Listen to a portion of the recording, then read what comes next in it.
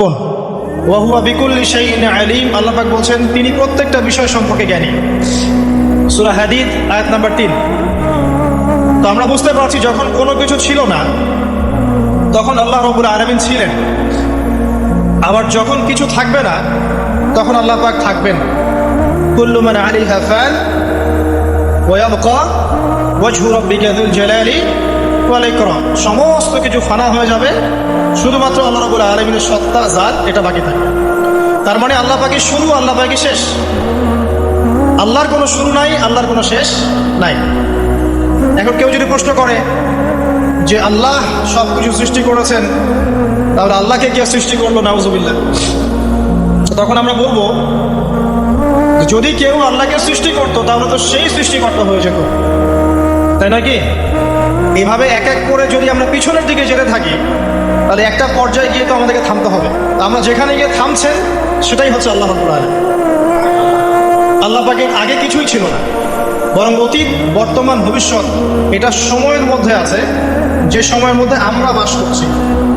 আল্লাহ রাব্বুল আলামিনের কাছে এরকম অতীত, বর্তমান, ভবিষ্যৎ কিছু নাই। আল্লাহ রাব্বুল আলামিন একা ছিলেন, তখন কিছুই ছিল না। আবার যখন সবকিছু ধ্বংস হয়ে যাবে আল্লাহ পাক একাই থাকবেন, আর কিছু থাকবে না। এখন আল্লাহ পাক সর্বপ্রথম সৃষ্টি করলেন আরশে আজিম। কি সৃষ্টি করলেন?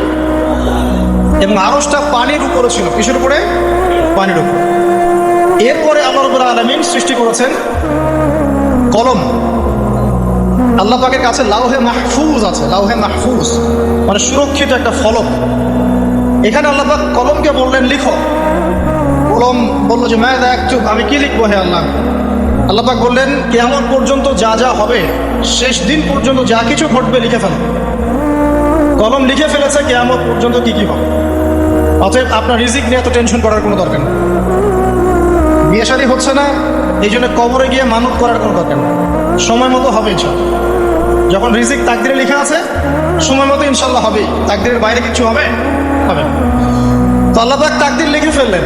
এমনকি লাউহে মাহফুজে কোরআনও লিপিবদ্ধ আছে। সূরা বুরুজ পড়েন নাই? বাল হুয়া কুরআনুম মাজিদ ফি লাউহিন মাহফুজ। লাউহে মাহফুজ থেকে কোরআন মাজিদ নাজিল করা হয়েছে প্রথম আসমানে। এরপর প্রথম আসমান থেকে আস্তে আস্তে ধাপে ধাপে বিভিন্ন ঘটনার পালাক্রমে রাসূলুল্লাহ সাল্লাল্লাহু আলাইহি ওয়াসাল্লামের কলবের মধ্যে জিবরাইল আলাইহিস সালামের মারফতে ওহী করা হয়েছে। এই হলো কোরআন, যেটা নাজিল হতে সময় লেগেছে 23 বছর। লাউহে মাহফুজ আল্লাহ রাব্বুল আলামিন সব লিখে ফেললেন। এভাবে 6 দিন, আল্লাহ পাকের হিসেবে 6 দিন কত লম্বা আল্লাহ ভালো জানেন। 6 দিনে আল্লাহ রাব্বুল আলামিন এরপর সৃষ্টি করলেন পুরো মহাবিশ্ব। পুরো মহাবিশ্ব বলতে আমি শুধু পৃথিবীর সৌরজগৎ বোঝাচ্ছি না। এই মঙ্গল, বুধ, শনি, বৃহস্পতি এইটুক না, এরকম হাজার হাজার সৌরজগৎ মিলে একটা গ্যালাক্সি হয়, আর হাজারটা গ্যালাক্সি মিলে গিয়ে একটা আসমান হচ্ছে, মহাকাশের একটা ছায়াপথ আসমান হচ্ছে। তো এরকম 7টা আসমান বা 7টা মহাবিশ্ব আল্লাহ পাক সৃষ্টি করলেন মাত্র 6 দিনে। কয় দিনে? ফি সিত্তাতি আইয়াম। 6 দিনে আল্লাহ পাক সৃষ্টি করলেন। এরপর আল্লাহ রাব্বুল আলামিন প্রত্যেক মহাকাশে তার যার যার কাজ সেটা দিলেন। যেখানে যেখানে মাখলুক সৃষ্টি করা আল্লাহ পাক করলেন। আল্লাহ রাব্বুল আলামিন মালায়েকা সৃষ্টি করলেন নূর দিয়ে। কি দিয়ে? আলো দিয়ে। আলোর মধ্য দিয়ে আল্লাহ রাব্বুল আলামিন ফেরেশতা সৃষ্টি করলেন। আল্লাহ পাক জিন সৃষ্টি করলেন। জিন কি দিয়ে? আগুন দিয়ে। একদম যেটা উত্তপ্ত আগুন, লাল আগুন, সেই আগুন দিয়ে আল্লাহ পাক জিন জাতিকে সৃষ্টি করলেন। সৃষ্টি করার পর আল্লাহ রাব্বুল আলামিন জিন জাতিকে পৃথিবীতে পাঠিয়েছেন। কোথায়? আর এখন মানুষ পৃথিবীতে যা করছে, জিন জাতীয় কিছুটা এরকমই কাজ করেছে, বরং তার চেয়েও হয়তো বেশি করেছে। পৃথিবীতে সে ফিতনা আর ফাসাদ সৃষ্টি করেছিল।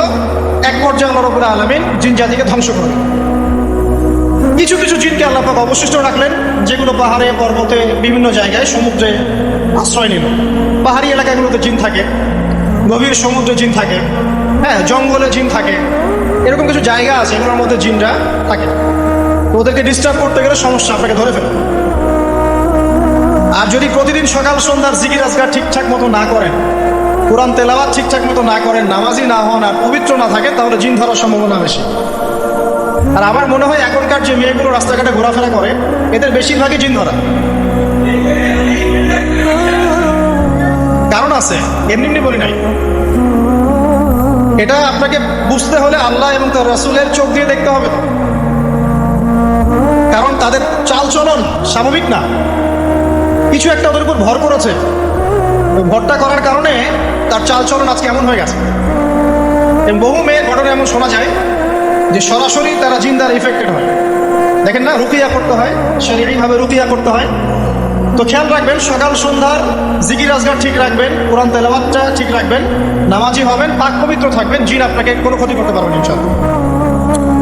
জিনরা কিন্তু রাসূল সাল্লাল্লাহু আলাইহি ওয়াসাল্লামেরও ক্ষতি করার চেষ্টা করেছিল।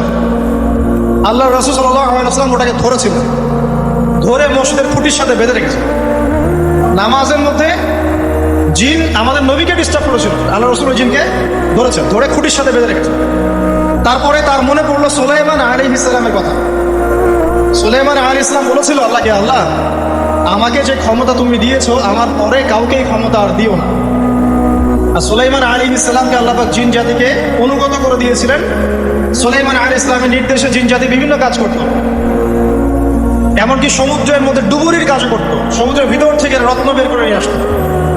এগুলো কিন্তু অনেক রূপকথা নয়, সত্য ঘটনা।